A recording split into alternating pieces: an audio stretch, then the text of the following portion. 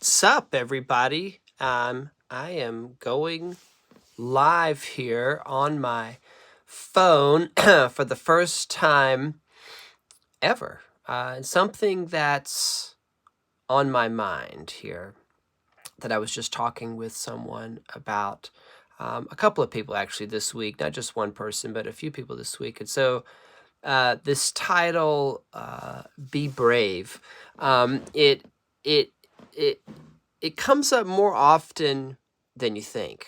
And what do I mean by that? Like, be brave. Well, actually the first time it came up this week was putting ourselves out there, because we come from this classical mindset world of we have to be ultra prepared and we have to have everything perfect and we have to have everything just down, or we're going to embarrass ourselves, or we're going to we're going to do something wrong, or it's just we have all these thoughts in our mind about not wanting to perform or join a group or get out there and do the thing. And it's like, and there are those that will see this and hear this and accuse me of promoting mediocrity, right? Is that or that putting people out there before they're ready, and then they end up having, not a positive experience, right? And certainly we want there to be positive experiences out there in the world, yes. But at some point, you just have to jump in, and I'm lucky. I consider myself probably one of the luckiest people on the planet, because right after all my classical training in college, and I got all this wonderful foundational, fundamental stuff and learned how to play the cello and had a great professor and went to a great university. And then right after that, and I've told this story a couple of times, but it's worth saying again that right after that, I got to play in the 5 o'clock band, which is a church band that played every Sunday night. And, you go into that situation as this hardened classical musician, and they're like, yeah, just come play. Just, take, make up a solo or play this. Hey, can you play this song this week? And blah, blah, blah. And you're just doing all these things. And like, it's, you look at all these people like they're crazy. Like you, in your mind, you think these people are nuts. But then after you do it for 10 years, you realize, no, actually they're not nuts. They're really sincere. They're all great musicians. They're all doing this stuff all the time. They're amazing. They're wonderful. And when they're inviting you to play, they really do mean it. And then all of a sudden, you start, you become a part of the tribe there. I guess it can feel a little cultish. No, it's not like a cult. But you do feel transformed. I guess that's the part that feels cultish, is like you do this 180 where you realize, like, oh yeah, it's okay to just feel comfortable and put yourself out there and go play something, go perform, and of course you want to be ready and you want to be prepared and you want to do all those things and be ready to play and practice and know what you're going to play. But there's always this other side where, you're never ready, right? You can practice from now until forever. And you could always say, anybody out there can say, well, I'm not ready. I need some more practice, or this could be a little bit better, or that could be a little bit more polished, or I need to work on this, or I need to do this, and I got to have this in place first. Anybody could come up with that laundry list of stuff and just never go perform, all right, and just never do it. And I was that way. It was like just constantly scared, constantly not wanting to put myself out there, constantly not wanting to play. But like I said, after 10 years of being in a group where you're constantly being pushed and constantly being invited to play and not being judged, I guess this just like this wonderful, amazing combination of factors that I had over and over and over again, week in and week out, That's why I'm so lucky, because it did transform me.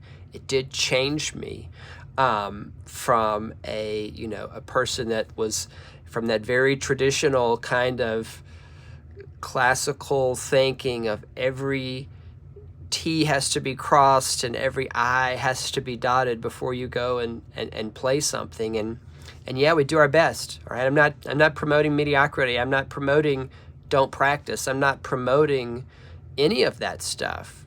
But I am promoting go try. Go take a chance.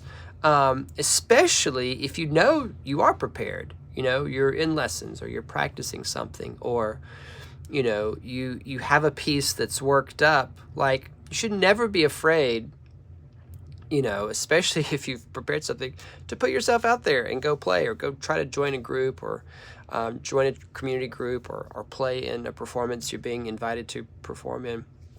I think, I push my students. We're very detail oriented in the lessons. We break things down to just the tiniest little details. We do so much repetition, when we're in here learning. And then at the end of it, you just got to say, let's do it. Let's go for it. Let's go perform it somewhere. Let's go play it. Let's have a recital. Let's go to this festival. And you just have to be brave. That's the first thing on my mind when I say be brave. It's like, really, it's just really, really important. The other thing, all right, the other bullet point here, I would say, about being brave is when you are in the practice session, actually, there, we have so much on our minds when we're practicing. There's so many things you can focus on. And this has been something that I've said to myself actually many times over the years, it occurred to me, I've never said it here, is that it does require a certain amount of bravery to practice correctly, right? Because if you really dig into some detail, see, I do believe in digging into details and being prepared and doing all of those little nitty-gritty things before you do a performance. But, to really dig in, you have to ignore like 20 other things, right? And you have to say that this one thing that I'm going to practice right now is really, really special, and it's really, really important, and I'm going to devote all my time to it, and I'm going to treat it like it's the most important thing in the world. And because you're letting all these other things go, okay, now maybe this is easy for you. It's not for me, because I look at all these things, and I realize that's a good thing, that I notice, all the stuff that needs to be worked on, but then I get overwhelmed. And then it feels like this very, very scary thing to stop and work on one something, okay? Or, as I was thinking of it today, to stop and work on something that is preparing me for a bigger piece, okay? Like, I'm going to take a week or a month to learn this etude that's going to teach me some skill. I really want to play this other piece, right? Really want to play this other something, and I just want to get straight to it. Why do I want to waste a month of my life doing something in preparation for something else, right? Well, that requires a little bit of bravery on our parts to say, you know what? It's like spending and saving. I'm not going to live on the I could die tomorrow plan, and I know that that's a big thing in our world right now. You only live once, or you're never promised tomorrow. And that is true. That is true. But at the same time, I think to get that depth of joy that we're after from accomplishing the really, really big thing, okay, the really, really big piece, the really something, that we have to stop and be brave, okay, and have faith that we are going to be here tomorrow, okay, all right, we are going to be here next week, and it's going to get here, and I'm going to wish I knew how to do A, B, and C, right? Okay, that means I got to buckle down on this one tiny little something, and I got to let 10, 20, 100 other things go that probably should be worked on in this piece, and they're all important, but, you know, I'm going to get to them in time, you know. Maybe make a list. I don't know. However you can achieve that, all right? But it does require us to be a little bit brave in the practice room. Anyway, so that was on my mind here, and wanted to go live. Let's see if there's any comments down here. Well, thanks for watching. That's about all I have there. If you have any comments here, I'll answer some questions here while I'm live here in the chat and watching. So if you have some experience with this, or you try it out, or I don't know, you have some thoughts where you know, this has been on your mind as well, put it down in the comments. I love the conversation, love answering those, love having the discourse here. All right, you guys take care out there in cello land. Stay safe and happy practicing.